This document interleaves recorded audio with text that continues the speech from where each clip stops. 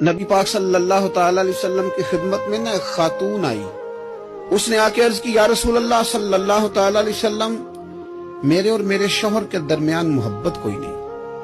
میں اکثر یہ کہتا ہوں کہ گھر میں ہر چیز موجود ہو لیکن میاں بیوی کا آپس میں اتفاق نہ ہو تو وہ گھر سارے کا سارا مصیبت بن جاتا ہے.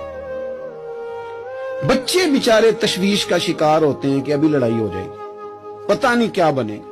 گھر میں یہ الفت اتنی زیادہ ضروری ہے. اس خاتون نے آ کے عرض کی یا رسول اللہ صلی اللہ علیہ وسلم سلوک کوئی نہیں, پیار کوئی نہیں. تو نبی پاک نے فرمایا بلاؤ اپنے خامند کو. وہ خامند آ گئے. حضور نے نا دونوں میاں بیوی کا سر جوڑ کے دعا مانگی, اللہ ان کے درمیان محبت پیدا کر دے, اللہ ان کے درمیان محبت پیدا کر دے, محبت پیدا کر دے نا ان کے درمیان. حضور نے دعا کر دی, وہ چلے گئے.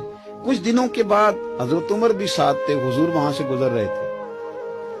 وہ خاتون وہاں کھڑی تھی, دوڑی آئی حضور کی خدمت میں, سلام نیاز عرض کیا. حضور نے فرمایا بتاؤ حال کیا ہے. پتہ بی بی کیا کہتی ہے؟ کہتی سونیا نہ نئی نہ پرانی, مجھے اپنے شوہر سے زیادہ نہ کوئی نئی چیز پسند ہے نہ پرانی پسند ہے. مجھے اپنے شوہر سے زیادہ اب کوئی چیز بھی پیاری نہیں. اور حضور اس کا بھی یہی حال ہے.